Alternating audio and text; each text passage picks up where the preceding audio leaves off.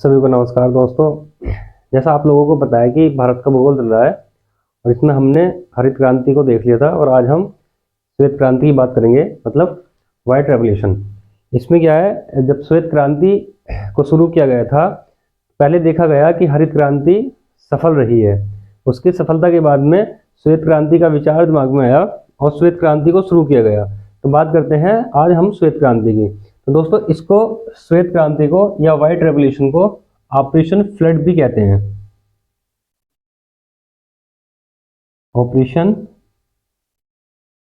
Flood, operation flood भी कहते हैं।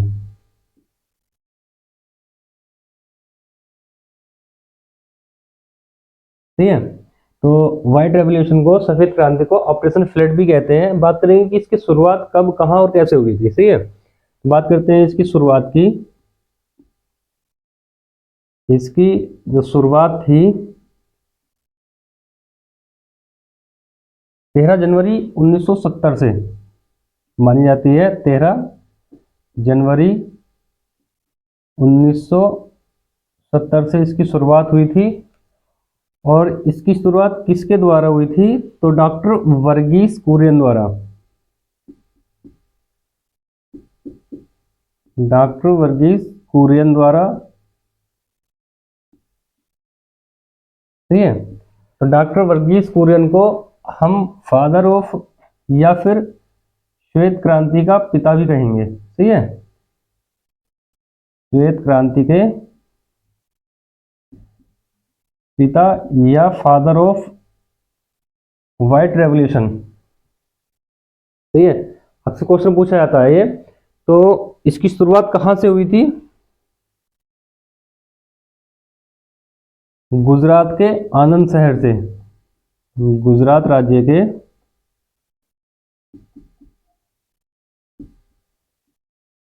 आनंद से, आनंद शहर से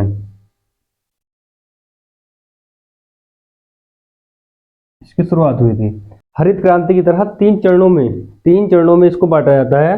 सही है, तो इसको 3 चरणों में बांटा जाता है। लिख लेंगे कि इसको भी, यानी कि श्वेत क्रांति को 3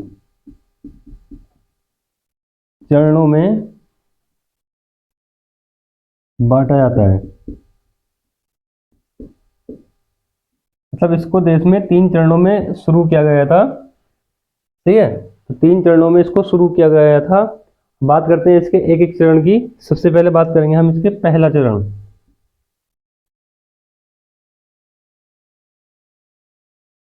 पहले चरण की हम बात करेंगे।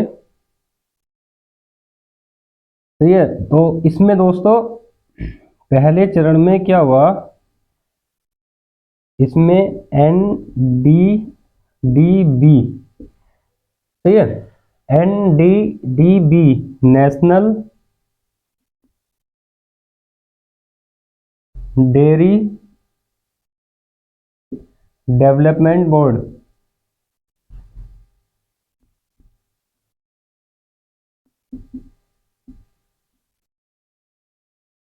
ठीक है, इसमें NDDB national dairy development board की स्थापना की गई।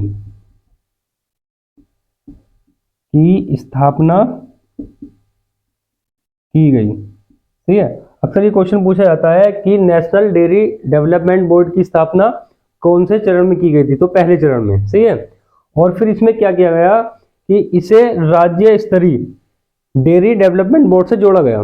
सही है, इसमें इसको NDDB को राज्य स्तरीय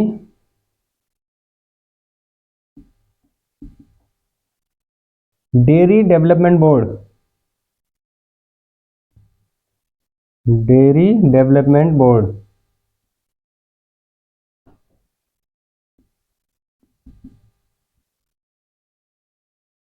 से जोड़ा गया। सही है,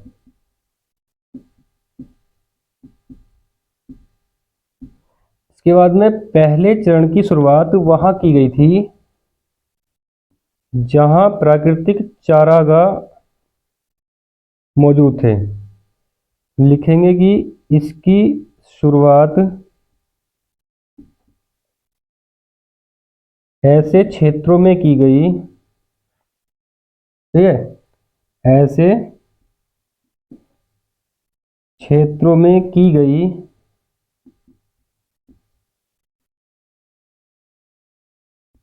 जहां प्राकृतिक चारागाह,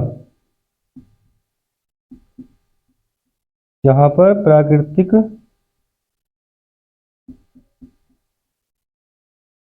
चारागाह मौजूद थे।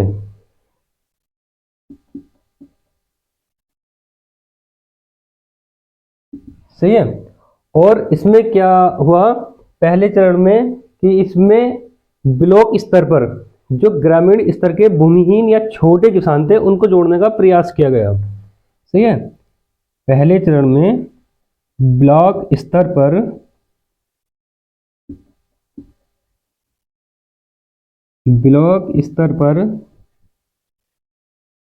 ग्रामीण स्तर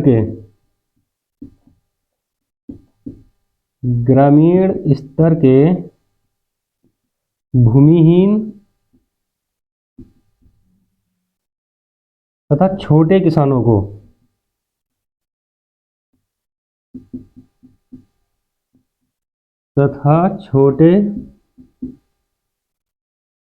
को जोड़ने का प्रयास किया गया। सही है। जोड़ने का प्रयास किया गया।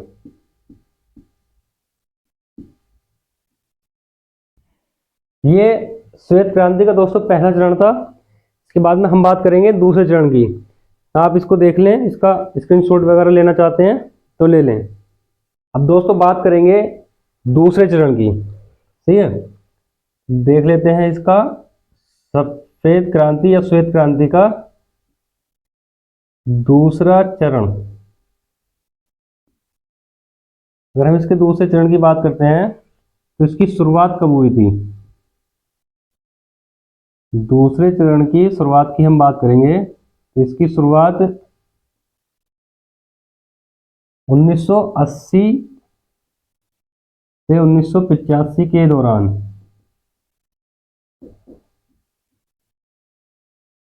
इसकी शुरुआत हुई थी। और इस वक्त क्या था, इसकी जो शुरुआत हुई थी 1980 से 85 के दौरान, तो इस वक्त छठी पंचवर्षीय योजना थी।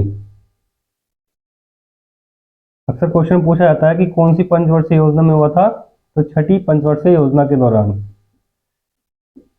सही है। योजना में छठी पंचवर्षीय योजना में श्वेत क्रांति की शुरुआत हुई थी। और इसमें क्या हुआ दोस्तों, इसमें पशु नस्ल सुधार,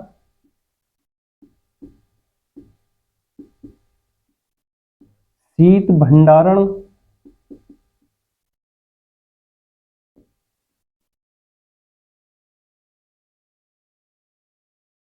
तथा संकर नस्ल के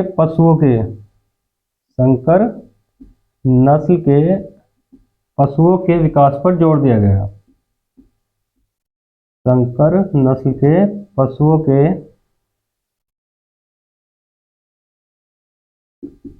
विकास पर जोर दिया गया। ठीक है।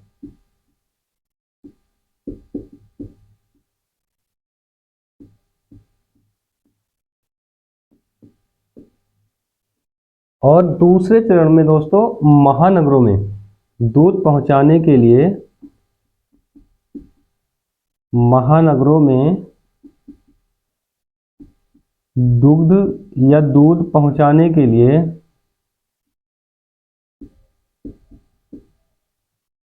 दुग्ध पहुंचाने के लिए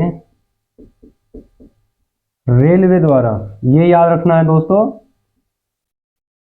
रेलवे द्वारा दुग्ध वाहन की शुरुआत की गई। रेलवे द्वारा दुग्ध वाहन की शुरुआत की गई। यहां से अक्सर क्वेश्चन पूछा जाता है किसके द्वारा दुग्ध वाहन की शुरुआत की गई थी? तो रेलवे द्वारा। सही है। और दूसरे चरण में श्वेत क्रांति को महाराष्ट्र, मध्य प्रदेश, राजस्थान, आंध्र प्रदेश,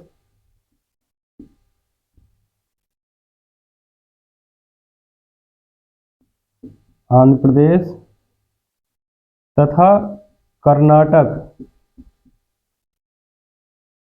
में भी शुरू किया गया।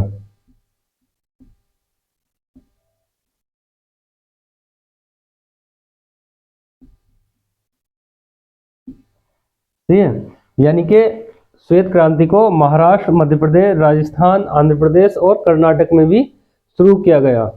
किसमें? दूसरे चरण में। सही है। और दोस्तों दूसरे चरण में रक्षा नामक टीके का विकास किया गया। रक्षा नामक टीके का विकास किया गया।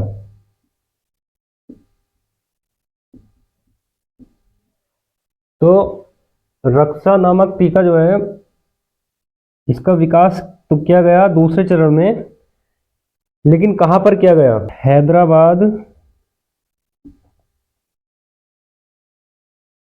हैदराबाद मवेशी अनुसंधान केंद्र में।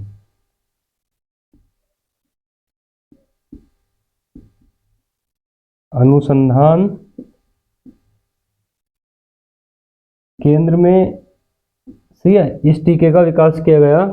ये किस काम आता है? यानी कि इस टीके का काम क्या है? टीके का कार्य क्या था? पशुओं को बीमारी से बचाना। पशुओं को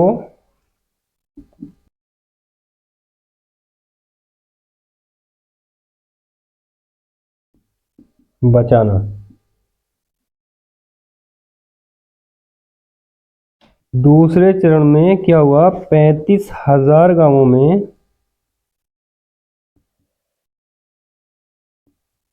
35,000 गांवों में डेयरी सहकारी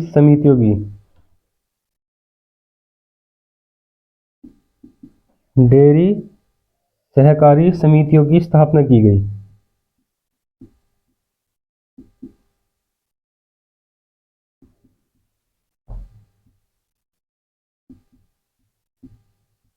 ठीक है। तो ये इसका दूसरा चरण था। आप इसका भी स्क्रीनशॉट ले लें। बात करेंगे फिर तीसरे चरण की। दोस्तों बात करते हैं श्वेत क्रांति के तीसरे चरण की। तीसरा चरण कब से कब तक रहा था? तो 1985 से सन 2000 के मध्य तीसरा चरण चलाया गया था श्वेत क्रांति का। उस टाइम पर 7वीं और 8वीं पंचवर्षीय योजना में। सही है। तो बात करते हैं इसके तीसरे चरण की।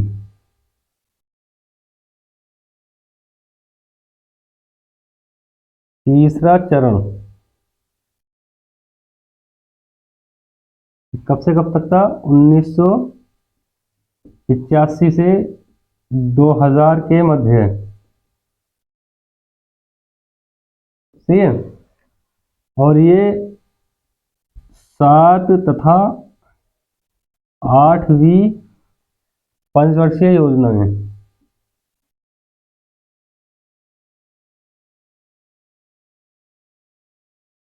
7वीं तथा 8वीं पंचवर्षीय योजना में। और क्या किया इसमें? तीसरे चरण में उत्तर प्रदेश, बिहार, पश्चिमी बंगाल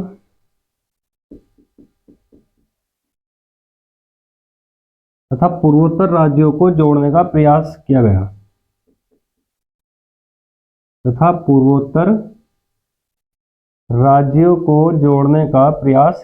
किया गया। इसमें तीसरे चरण में राज्यों को जोड़ने का इसमें प्रयास किया गया। और 1985 में डेयरी टेक्नोलॉजी मिशन की स्थापना की गई।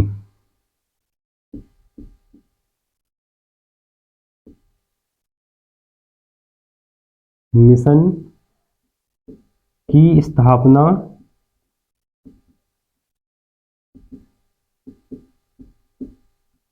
की गई। और तीसरे चरण में सहकारी समितियों की संख्या, सहकारी समितियों की संख्या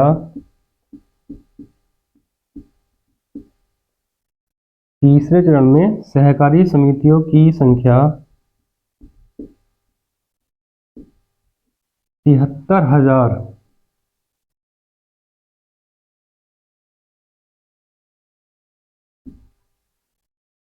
से भी अधिक हो गई।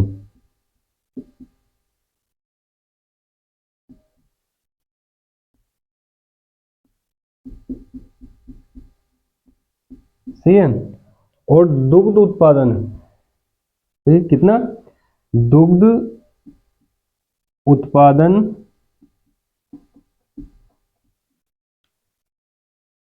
80.8 मिलियन टन।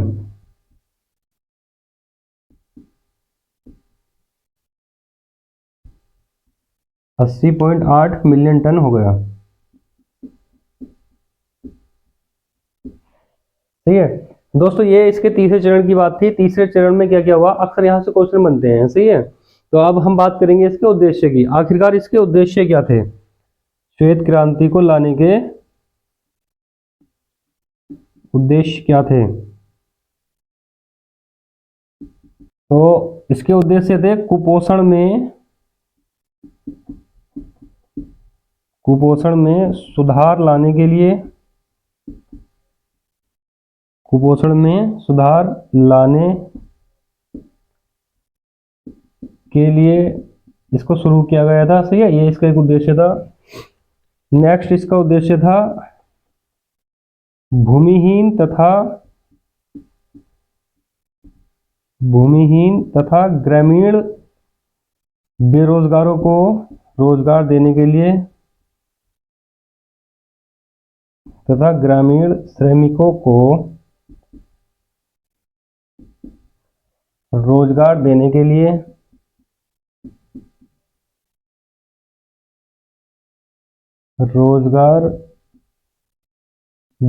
के लिए नेक्स्ट था ग्रामीण अर्थव्यवस्था बढ़ाने के लिए,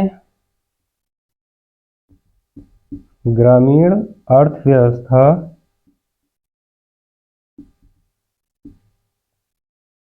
बढ़ाने के लिए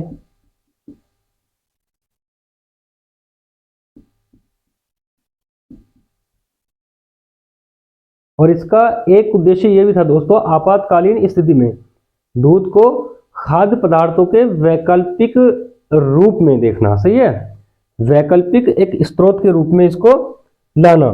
तो लिख लेंगे आपातकालीन स्थिति में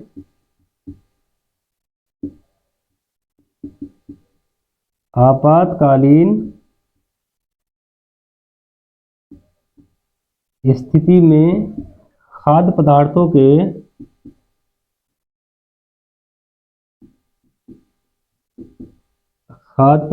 के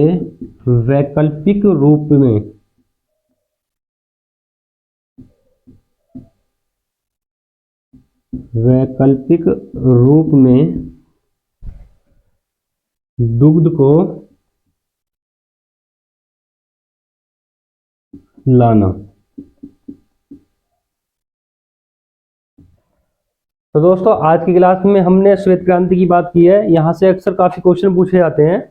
ठीक है, क्रांतियों से काफी क्वेश्चन पूछे जाते हैं और सभी एग्जामों में यहाँ से क्वेश्चन पूछे जाते हैं। सही है, तो आप लोगों से निवेदन है कि हमारे चैनल को यार सब्सक्राइब जरूर कर लें और अपने सभी दोस्तों को शेयर जरूर कर दें। ठीक है, तो मिलते हैं दोस्तों अगली क्लास में। जब तक के लिए धन्यवाद।